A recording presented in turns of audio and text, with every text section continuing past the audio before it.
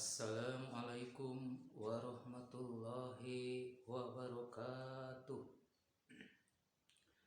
Alhamdulillah alladzi arsala rasulahu bil huda wa dinil haqq liyudhhirahu 'alad dini kullih walau karihal kafirun. Asyhadu an la ilaha illallah wa asyhadu anna muhammadar rasulullah. Amma ba'du. Usikum wa nafsi bitaqwallah faqad fazal muttaqun. Hadirin yang dimuliakan Allah Subhanahu wa taala, saudaraku yang dicintai Allah Subhanahu wa taala, mudah-mudahan di siang hari ini kita diberikan sehat walafiat, dilancarkan rezeki, disolehkan anak-anak kita, keturunan-keturunan kita, saudara-saudara kita, sehingga kita ada dalam kehidupan tenang dunia dan akhirat, dan Allah meridhoi kita. Amin ya Allah ya rabbal alamin. Rahmat serta salam senantiasa dicurahkan kepada panutan kita, Habibana wa Nabiyana Muhammad sallallahu alaihi wasallam, tak lupa kepada para sahabatnya, para tabi'in sampai kepada kita semuanya. Yuk kita membacakan dulu salam takdim kepada Nabi kita Muhammad sallallahu alaihi wasallam. Assalamualaikum ya Rasulullah, assalamualaikum ya Nabi Allah. Sallallahu ala Muhammad sallallahu alaihi wasallam. Sallallahu ala Muhammad sallallahu alaihi wasallam. Mudah-mudahan Allah memberikan rahmat, kasih sayang serta karunia kepada Nabi kita Muhammad sallallahu alaihi wasallam. Begitupun kita sebagai umatnya, mudah-mudahan ada dalam lindungan dan naungan Allah Subhanahu wa taala. Amin ya Allah ya rabbal alamin. Di siang hari ini saya ingin berbagi, mengingatkan ya kepada diri kita, khususnya umumnya kepada pemirsa, yang mungkin kita sebagai manusia tidak terlepas daripada hilaf, berbuat yang salah, dosa, sehingga menyebabkan kita amal baik kita itu dapat ditolak di sisi Allah Subhanahu wa taala. Dalam kesempatan ini yang diriwayatkan oleh Nabi, yang disampaikan oleh Nabi SAW dalam sebuah hadisnya, ada 6 hal yang bisa menghancurkan amal baik manusia. Di antara yang ke-6 tersebut, mari kita pelajari satu persatu. Pertama adalah sittatu asya tuhbitul amal. Ada 6 hal yang bisa menghancurkan amal baik manusia. Al istighalu bi uyubil khalqi. Yang pertama adalah mencari kesalahan orang. Nah, kita sebagai manusia otomatis digambarkan di Al-Qur'an, innal insana lirabbihil lakanud. Sesungguhnya manusia itu sangat pengecut terhadap Allah Subhanahu wa taala. Jadi yang dilihatnya adalah kesalahan orang lain. Dicarilah kesalahannya, dicarilah aibnya. Padahal kalau kita lihat, kalau kita telunjuk kita menunjuk orang, apalagi orang itu salah, maka sebetulnya telunjuk yang satu itu menunjuk kepada orang lain, yang 4 itu sebetulnya menunjuk pada diri kita. Maka seperti yang disampaikan oleh sahabat Nabi Said Umar mengungkapkan, hasibu anfusakum qabla an tuhasabu. Pandailah kalian menghisab diri sebelum menghisab orang lain. Pandai-pandailah mengevaluasi diri. Jangan selalu mencari kesalahan orang lain. Saya yakin sebagai hamba Allah, mungkin manusia ini tidak terlepas daripada salah, hilaf. Tetapi sebagai mukmin kita harus diingatkan ya, untuk supaya kita kembali kepada jalan yang benar, yaitu tetap berada dalam kemuslimannya, tetap dalam keselamatannya. Ya, kita koreksilah diri kita masing-masing, baik dalam kekurangan ilmu, kekurangan maisha, ya, karena kita hidup ini di dunia adalah tidak terlepas kebutuhan yang harus kita penuhi, baik itu kebutuhan primer pokok ya, kebutuhan sekunder tambahan, dan kebutuhan tersier, kebutuhan serba mewah. Dan ini kebutuhan di dalam hidup ini. Tetapi jangan lupa bahwa kita ini adalah ada yang memiliki kita, adalah Allah Subhanahu wa taala yang memberikan segalanya kepada kita. Maka bolehlah kita memiliki segala sesuatu, tapi jangan melupakan Allah Subhanahu wa taala. Hadirin yang dimuliakan Allah Subhanahu wa taala, itulah yang pertama, penghancur amal baik kita adalah mencari kesalahan orang lain.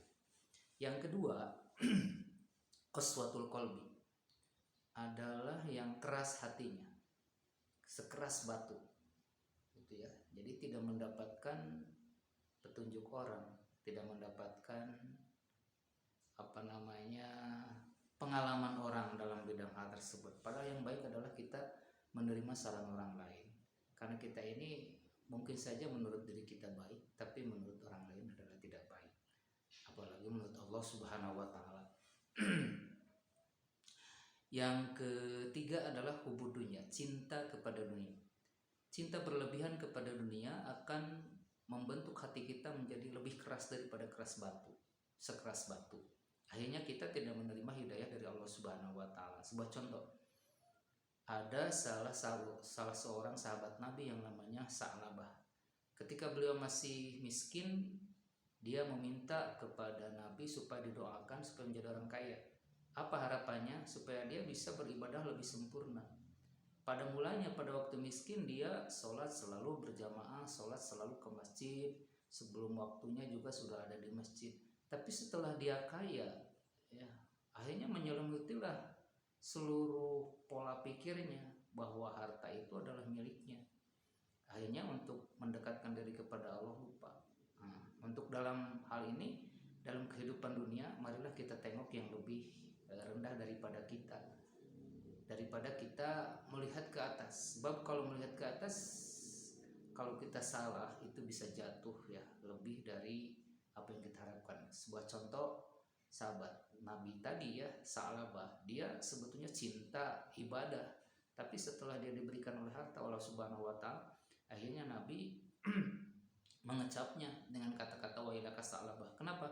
Karena yang dia tadinya adalah suka beribadah, akhirnya lupa, suka berjamaah menjadi lupa. Karena apa? Karena sibuknya oleh harta, dan harta itu yang bisa menyibukkan diri. Boleh saja kita menjadi orang kaya, bahwa dunia ini jadikanlah sebagai kendaraan untuk menuju kepada Allah Subhanahu wa taala. Jangan kita dunia ini menjadi yang mengendarai kita. Otak kita dikendari oleh dunia, hati kita dikendari oleh dunia, akhirnya lupalah kepada Allah Subhanahu wa taala. Jadilah seperti Sa'labah tadi, celaka pada akhirnya, jadi su'ul khotimah. Tapi marilah kita pahami ya kejadian itu yang dicontohkan oleh Nabi kita kepada kita, supaya kita adalah tidak terlanjur dalam hidup ini. Karena hidup di dunia ini cuma sementara.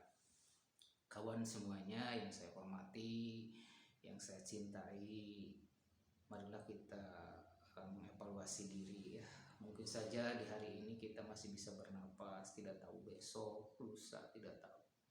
Karena itulah saya ingin menyampaikan di pertemuan ini, marilah kita mendekatkan diri kepada Allah supaya kita lebih dekat kepadanya dan Allah mencintai kita.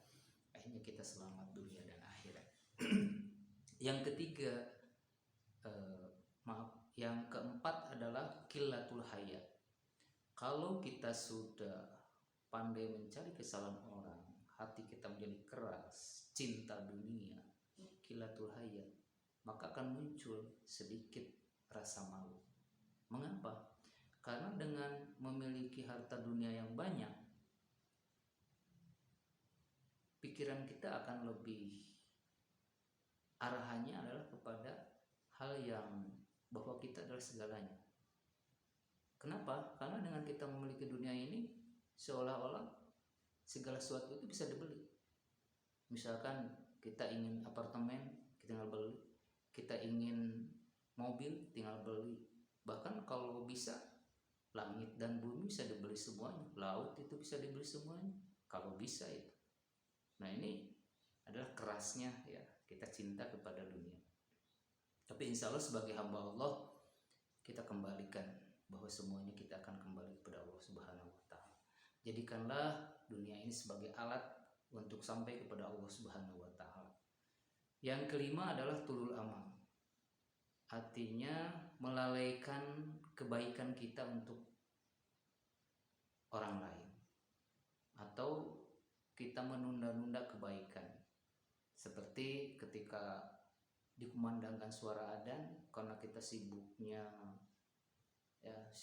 di kebun, sibuknya di menghitung uang, sibuknya kita dalam pekerjaan, sehingga dalam menyambut seruan dari Allah Subhanahu wa taala itu termasuk kepada yang goplah, lalai akan waktu. Akhirnya kalau kita lalai akan waktu tersebut, maka Allah pun akan melupakan kita. Nauzubillah min dzalik.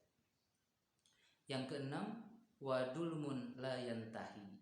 Akibat dari suka mencari kesalahan orang, hati yang keras, cinta dunia, sedikit rasa malu, keinginan kebaikan ditunda-tunda, akhirnya dia menjadi orang yang dolim, yang tidak ada akhirnya menjadi orang yang sangat rugi, bahkan semua kebaikannya bisa hancur begitu saja.